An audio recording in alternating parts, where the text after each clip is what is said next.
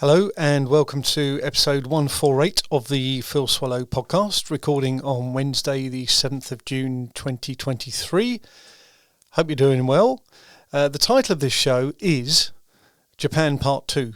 Nice and simple, because I covered Part 1 in the previous episode. Makes sense to do Part 2 now. Now, really minor thing, which is the emojis. You wouldn't believe sometimes how difficult it is to get a representation of an emoji from one kind of platform or piece of software onto another. So I've just dropped them for now. Japan Part 2 says it all. There's probably only going to be 3 parts just to kind of set the stall out here. Now, I'm conscious that I don't always set out what I'm going to cover in the show. So today I'm going to cover that. Now, I always put the details in the kind of description, both online as in YouTube and also on my platform online as in podcast platforms. So my notes are just here, by the way. So if ever I'm looking up there, it's because that's where my notes are. So part 2, which is to be talking about Nagasaki, Miyazaki and Kochi in Japan. I'm just going to talk about some of the kind of post-trip things that we've been doing, basics. A bit about yet another birthday celebration, some editing and technical updates following some of the stuff that happened last week. Then I'm going to talk about some speaking engagements, because I started this year with 1 in the diary and I've now got another 4 to do, which is great because I really enjoyed the first one and obviously confident to do more. So that's great fun to talk a little bit about that. Talk a bit about golf, a little bit about the car, and a little bit about the weather. So hopefully you will stick around and follow and hopefully enjoy the show. Lots of hopefullys. So yes, the trip. So picking up from where we went to Busan in South Korea, the next stop was Nagasaki on the sort of western side of Japan. And it's difficult to pick a highlight of the whole trip. Tokyo was amazing. The whole trip was wonderful. But in terms of the locations that we stopped off on the cruise, this probably was a highlight for me, and I think Sue as well. It's not only that it had such a big part to play in history, because this is where the second atomic bomb was dropped that effectively ended the World War. It had already been, so the surrender had already taken place in Europe by this time in May, but in August this is when it happened, and it was a tragedy that has been documented extensively. But to actually be there and to have much more of a visualization of what it would have been like, having seen the lie of the land and everything, it really did kind of bring it home. Also, what I didn't realise was that Nagasaki had quite a history to it anyway, quite a multicultural place almost. Dutch traders had been going there for centuries, and when that happens in some of these towns and cities around the world, they leave a mark that kind of carries on through generations. So there were nods to that, if you like, throughout the town. We went to the Peace Park first, and I think we have a lot of we do have war memorials to remember the dead throughout our country, and many other countries do as well. But this was really about peace and trying to achieve peace and everlasting peace. And there was various artworks, statues, tranquil settings, sort of gifted statues from different countries, fountains and a lot of places for reflection. So we started at the Peace Park and worked our way down. We went to effectively the epicenter of where the explosion took place in another park. And then we made our way to the museum itself, which was it was quite tough to take in places. We knew that. We'd been kind of warned by someone who'd actually been there before, a family from New Zealand. But I've seen a lot of war-related films over the years, and I guess I was prepared to a degree for what we were going to see there, and it was quite harrowing, quite tearful in some ways. So a lot of learnings from there, seeing how different, tiles were melted and metal was bent and all this sort of stuff. And also one of the things that got me really was just the impact from, just the flash alone. It exploded sort of 500 meters, I believe, in the air. But the actual flash just caused a lot of permanent damage to sight. There was the noise, there was the fallout, tens of thousands of people lost their lives, women and children. It was completely indiscriminate and shocking, and I hope we never have to witness that again. But Nagasaki had a great transport system. We had a kind of ride around on the streetcars there, and I'll put more information into the video when that comes along.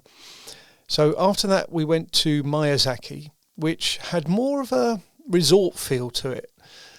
We went on the organised tour there, and we went, really it's along the coastal road, which was beautiful. And they have these kind of washboard effect geological features. Once the tide goes out, you can see them. It's literally very regimented rock, really. So again, video to come. And then we went to a temple on an island. We didn't walk around the whole island, but just went to some of it. Came back through some botanical gardens, had a wonderful mango and vanilla ice cream, and then we headed back. But that was really beautiful, Miyazaki. It was actually the location for, well, a number of sports people use that location, but in the Rugby World Cup that took place in that region in 2018, 2019, the England rugby team had their base there in Miyazaki. So it was quite a popular spot. And then the final stop prior to getting back was Kochi, and there was again more history, very, very busy town again. So well organised where you come off the ship and you can get information maps, and in one we actually bought the travel card that was going to help us get around. All very well organised, beautiful, friendly welcome, and they really want to help, to get you on your way so that you can learn and enjoy your visit in these places. And we went to the museum and castle. There's like a joint ticket, which was very reasonable. Sue decided to spend the whole time in the museum while I went trekking to the castle. It was quite a climb. It was quite hard work in the heat. So you climb all the way up the steps and slopes, and then when you get to the top, you hand your shoes in because you can't wear shoes within the actual castle itself, and you can walk to the very top and get some fantastic views. And again, you've guessed it, that'll all come out on video. But Kochi was very, very nice indeed, and we did a little bit of shopping there, headed back to the ship. And with each of these ports that we stopped at, I would always go out of an evening, mainly with the stills camera, but occasionally with a video camera as well. There's a couple where I filmed going under bridges and people waving and stuff like that as we left the ports. But it was mainly the stills camera, and some were more picturesque than others. Some were quite industrial, actually, Miyazaki was. But it's still, when you're when you're going out and heading out of the ports and out to the open sea, there's some nice views, particularly if it coincides with sundown. So that was quite beautiful. But yeah, the jet lag's gone now. We are no longer having that period where we're kind of hitting the wall in the evening or getting up at silly hours in the morning. We kind of got into a routine now in the last 3 days, maybe, something like that.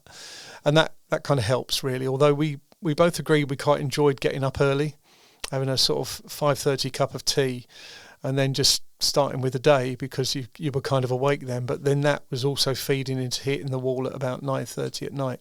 But we got there. It wasn't too bad. It didn't manifest itself in any other kind of illness feelings and stuff like that. It was just it was one of those things. We can't really do too much about that. So on Sunday I had yet another birthday celebration, which was out with Matt and family and Hannah, my 2 kids. And we went down to the Black Horse at Reigate, which is a beautiful pub. It from the outside looks like a normal pub on the A25, the busy A25, just outside of Reigate. But the menu was really good. The service was great. It was very well run, very well managed. Nice desserts as well. And a different menu, not as in way out or anything, but they used trout in the ingredients, and it was a nice kind of rhubarb and ginger crumble, which was a really nice pudding option. Always love a crumble. That was well cooked and hot, and Yeah, it was a place whereby the price point was probably on a par with most places nowadays. Certainly in this area, that seems to be that kind of 16 to 20 range for a main, 7, 8 ish for a starter and a dessert. That's the kind of rough ballpark. But in some places you'll be paying that sort of price for basic fish and chips, not to dress it up any other way. But here we were able to kind of pay that price for something a bit more gourmet, a bit more gastro, a bit more. I think they call it a gastro pub. It was known as a brasserie area, but really, really nice. People of all ages there, kids there, and there's an outdoor bit and a wigwam that seemed to be fenced off. But I'd recommend it, Black Horse at Reigate. So if you're in the area. So the other thing that I've been doing is really making a start on the editing. Now, a huge part of the editing is organising the footage and giving it kind of keywords, basically, so that when you're putting a timeline together for the video, where everything is, and you can just drag clips in and so on. Now, the format for this video, I don't think I mentioned before. I'm going to start with Tokyo. I think I mentioned that. But what I'm going to do is just kind of voiceover dialogue to it. So I'm going to just provide the information, provide the voiceover, and merge the two together. So I've made a start on that, on the Tokyo one. Quite like the way it's looking so far, although we're so early in the process here, and it's going to take a little while to knock that into shape. And I'm determined to not rush it. I'm not meeting a client deadline or anything here. It's just I want to make sure that I can put the best representation possible of these great places that we visited. So the external hard drive has now been replaced. That was a problem that I had last time. Ended up being out of warranty. I thought it might have been in warranty and I couldn't find the proof, but it was out of warranty. So I bought a new one, a Lacie Lacie D2 8TB hard drive if you're interested. And I'd also bought a T7 Shield from Samsung 2TB SSD. So I've kind of added a couple of gig to my main working storage, but it means I've got a nice fast drive to do the main work on, and the rest of it's kind of downstream, and that's the technical lesson for the day. If ever people are interested in having a technical conversation about this stuff, I'm more than happy to engage. So I've learned a lot over the years, but everything's now kind of backed up, and it's always backed up in multiple places locally and in the cloud. Got the extra kind of local resiliency, which has now been proven and tested and proven, plus the cloud as a kind of ultimate fallback in case of need. Now, speaking engagement. So in an earlier episode, I mentioned about a speaking engagement that I'd had in St Anthony's Church in Hamsey Green or Sanderstead back in January, and that was really enjoyable. And they've invited me back, which is good. They quite like me, which is always good to know. I'm speaking later this month at the Sanderstead Local History Group, Local History Forum. I'm speaking the following week, which is actually the following month, in Caterham.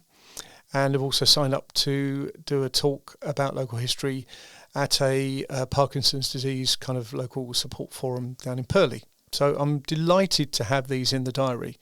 I like to talk, and that's partly why I do the videos, partly why I do the podcast. But I've found that you can kind of, there's a complementary element to the research, and it's nice to be able to sometimes deliver it in the standard kind of slide format and talking to the slides, as it were, rather than necessarily always just delivering it as a complete video where it's kind of just one way and that's it. So I'm really looking forward to all those engagements, and who knows, maybe some more will come to light. I don't know, but we shall see. So that's really pleasing to have those in. Yesterday, played golf with my mate over at Woodcote Park. That was really fun. I played pretty well. I won the money. We always play for £1. Bit like the what was that Wall Street thing with Eddie Murphy? Trading Places. There you go. I noticed on my little monitor I've slipped down in my chair. Yes, so we play for £1, and I played pretty well. A couple of rusty bits and one sort of dodgy patch, but you always get that.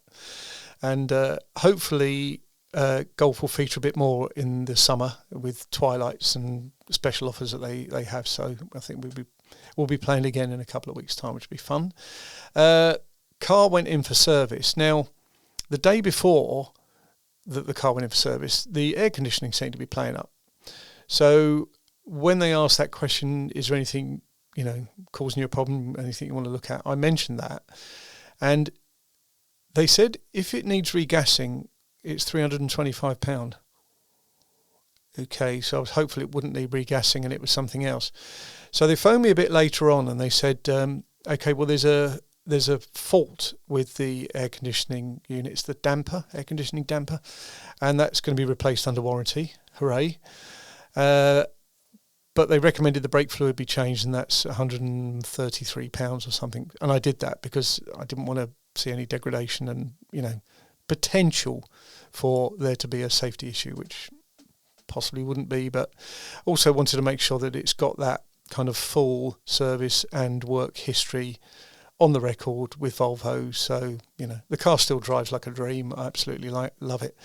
Now with these recent CarPlay changes that they made as well. So, and they always wash it when you take it down there for a service, which is quite nice.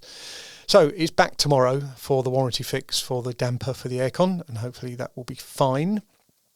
And the only other thing to say, which actually this ties into quite nicely, is that I looked at my phone earlier and there's a hot weather warning.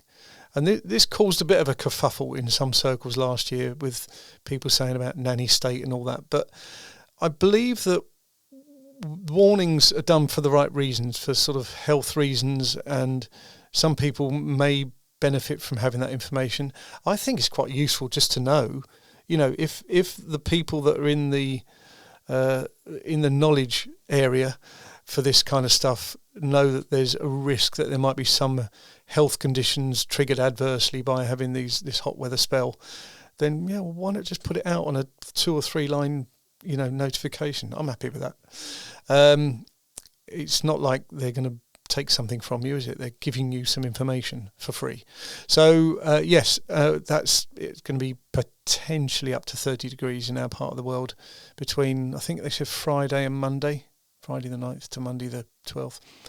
We'll see. It doesn't always pan out like that. Maybe it doesn't always reach the heights, but I think there is a weather system that's being blown our way by a storm or something that's coming from the Canary Islands. So yeah, it's probably going to be hot.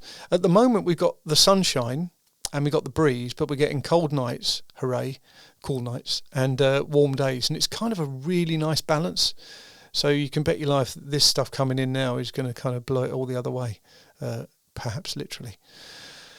So that's it. That is it. Japan Part 2 is done. That is episode number 148 of the Phil Swallow podcast. Thank you very much for listening, and I hope you're enjoying the show. And stay subscribed. Tell your friends, or subscribe if you aren't already. And I'll say catch up with you in the next episode.